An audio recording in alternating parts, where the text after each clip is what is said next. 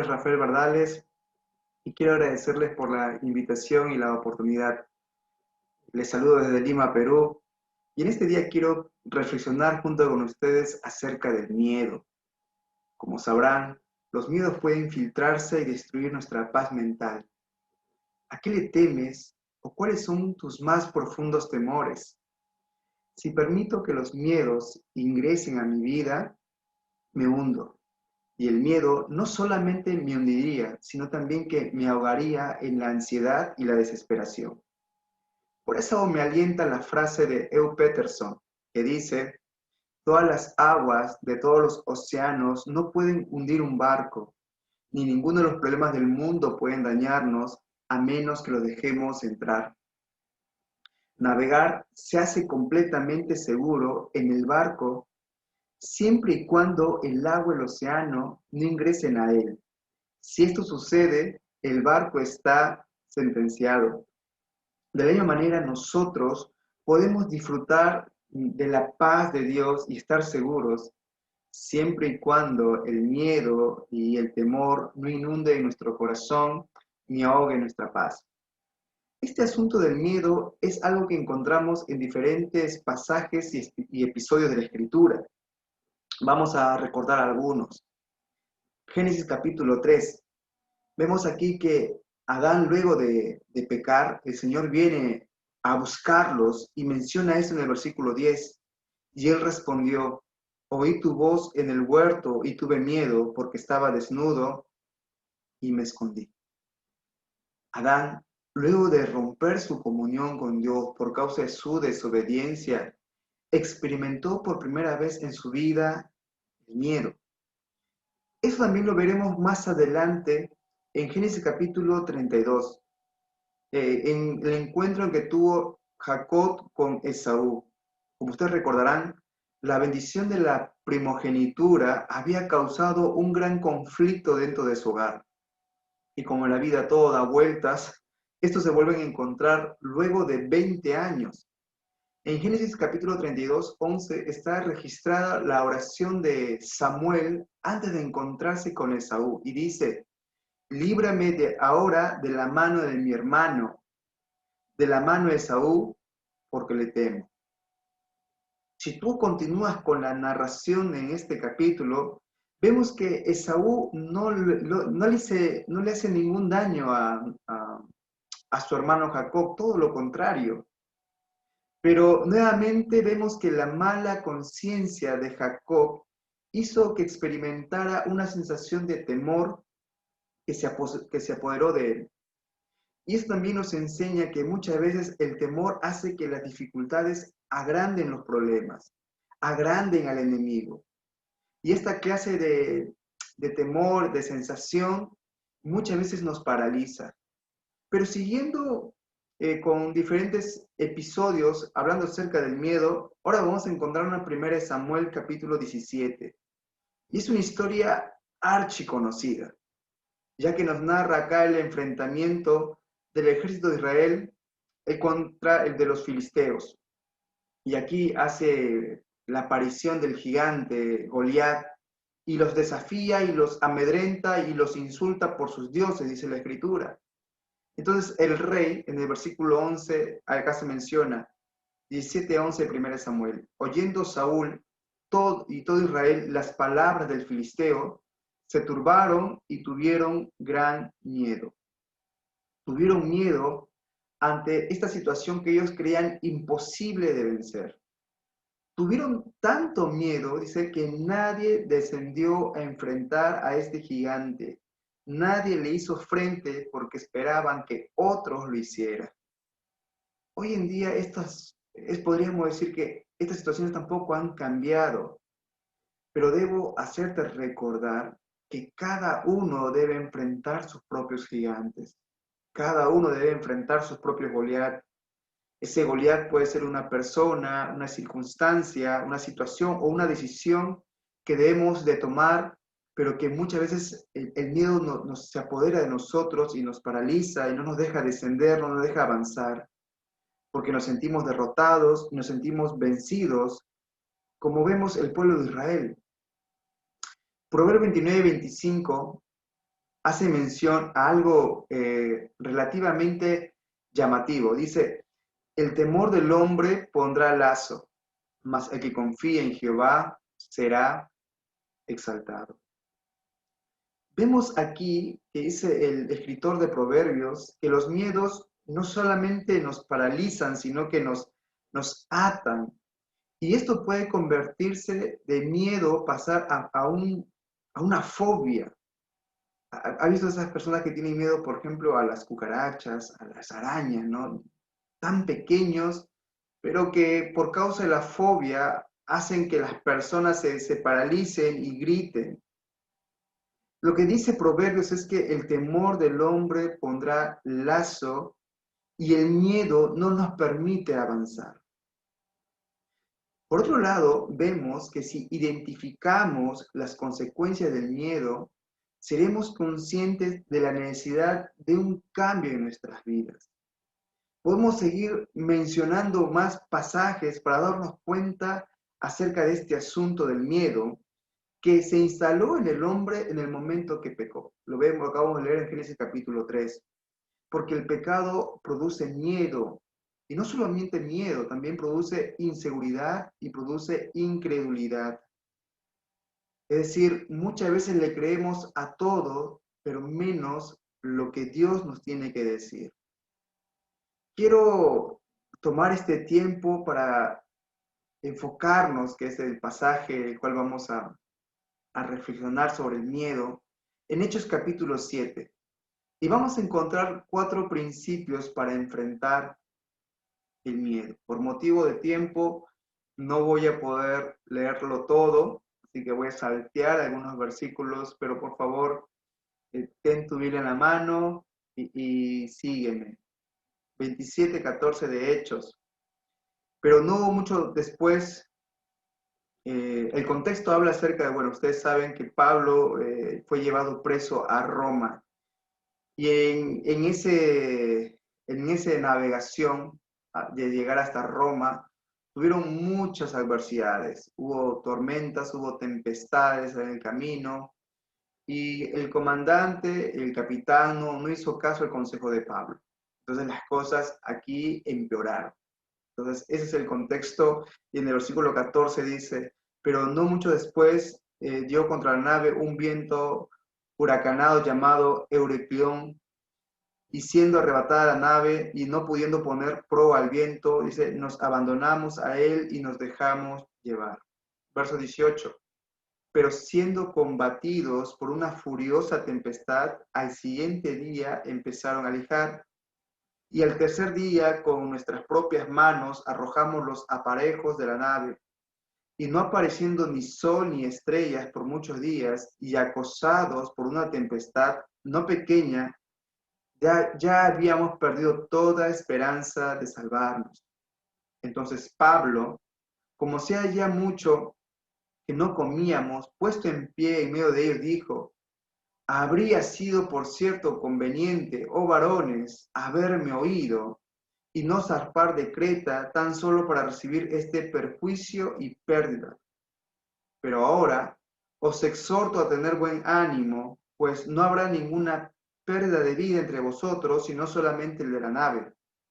Porque esta noche, dice Pablo, ha estado conmigo el ángel de Dios, de quien soy y a quien sirvo, diciendo, Pablo, no temas, es necesario que comparezcas ante el César.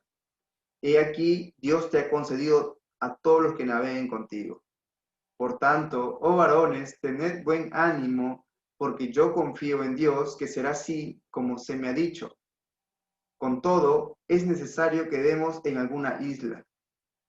Venida la 14ª noche y siendo llevados a través del mar Adriático, a la medianoche los marineros sospecharon que estaban cerca de tierra, y echando la sonda y hallaron 20 brazas, y pasando un poco más adelante, volvieron a echar la sonda y hallaron 15 brazas. Este texto, miren, y temiendo dar en escollos, echaron 4 anclas por la popa y ansiaban que se hiciese de día. Después de varios días de sufrir el naufragio, las tempestades, ellos anhelaban, dice la Escritura, ansiaban que se hiciese de día. No querían chocarse contra las piedras porque si no sería el fin de ellos. Y a veces también nosotros atravesamos noches que se hacen largas. Pueden durar meses, hasta pueden durar años. Pero a pesar de estas dificultades que ellos tuvieron, los marineros, ¿qué es lo que hicieron? Dice que echaron las anclas, los de la proa y de la popa. Esto nos recuerda que en momentos de temor debemos también echar las anclas. Yo hoy quiero compartir contigo 4 anclas que debes lanzar cuando el miedo quiera apoderarse de ti. En primer lugar es el ancla de la memoria. Debemos recordar lo que Dios hizo. Muchas veces la niebla no va a permitir que podamos ver más allá de nuestros ojos físicos. Consejo que alguien me dio y te lo comparto. Si no ves hacia adelante, mira hacia atrás. De todas las veces que el Señor te cuidó y libró, haz memoria de lo que Él hizo, porque Dios es fiel aunque nosotros seamos infieles. Él prometió estar con nosotros todos los días y para siempre.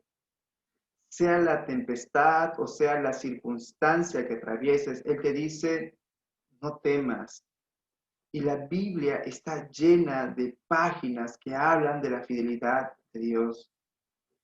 En segundo lugar, el ancla de la confianza. Debemos aprender a descansar en la soberana voluntad de Dios, en lo que Él quiere hacer. Cuán importante es orar constantemente y decir, Señor, hágase tu voluntad.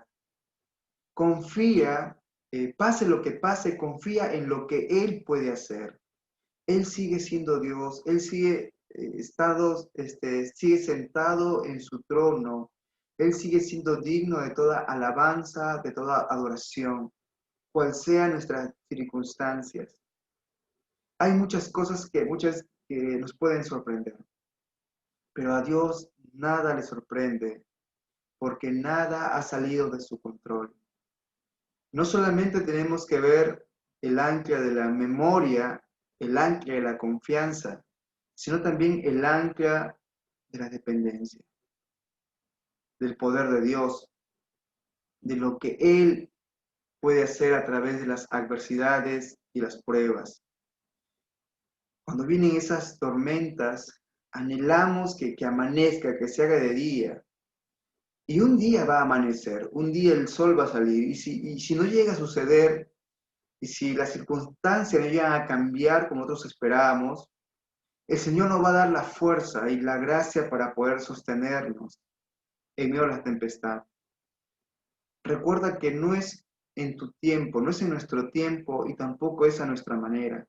Es en el tiempo de Dios y a la manera de Dios. Por lo tanto, solo debemos hacer lo que nos corresponde y dejarle a Dios los resultados. Y por último, está el ancla de la esperanza. Esto nos recuerda las promesas de Dios en lo que Él hará. Quiero compartir contigo un texto en Hebreos capítulo 6, verso 18 al 19.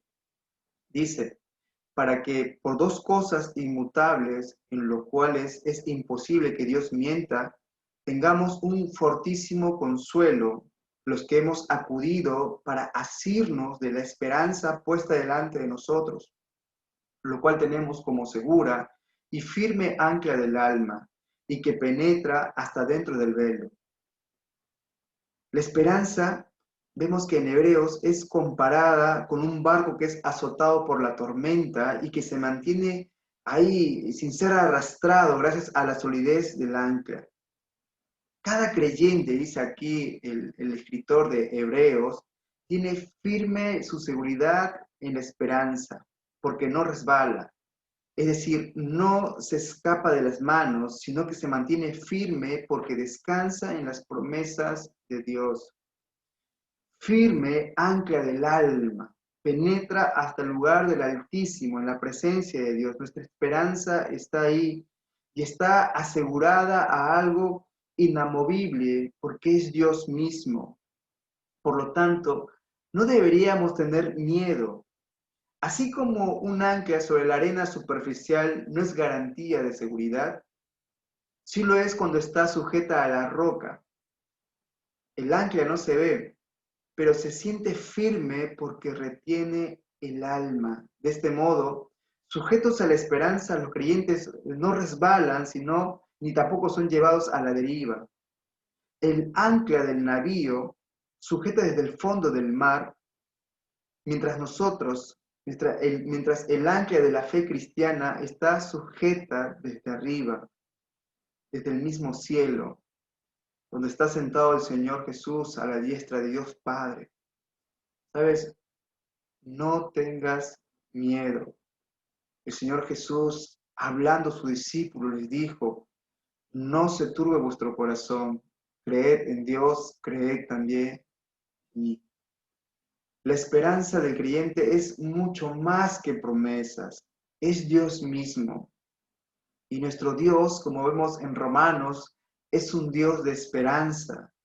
Y un día dice la Escritura que también las nieblas desaparecerán por completo.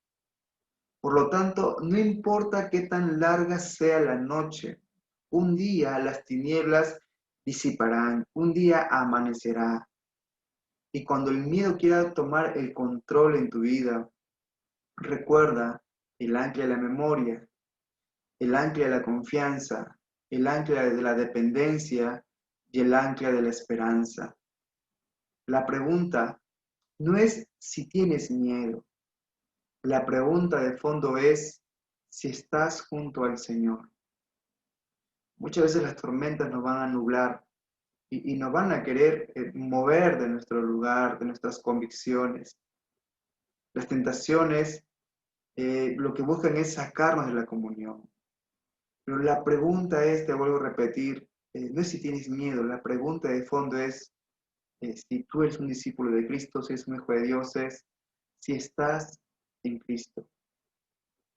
Recuerda que Jesús es el príncipe de paz, y solo Él puede librarte del temor. Así que yo espero y te desafío a que cuando tengas miedo, tengas temor, sí, sabes, dobla tu rodilla, busca la guía del Señor y sobre todo, recuerda que Él es nuestra roca, Él es nuestra fortaleza, Él es nuestro refugio. Estás en Cristo, así que te invito por favor a inclinar tu rostro y vamos a orar para ir culminando con nuestra reflexión acerca del miedo. Oramos, decimos gracias Padre por este tiempo, gracias por la oportunidad Dios que nos das de poder compartir tu palabra. Y tantas veces que nos llenamos de temores, nuestro corazón se aflige Señor por todas las cosas que ocurren alrededor nuestro. Vemos que la situación a nivel mundial se torna más difícil.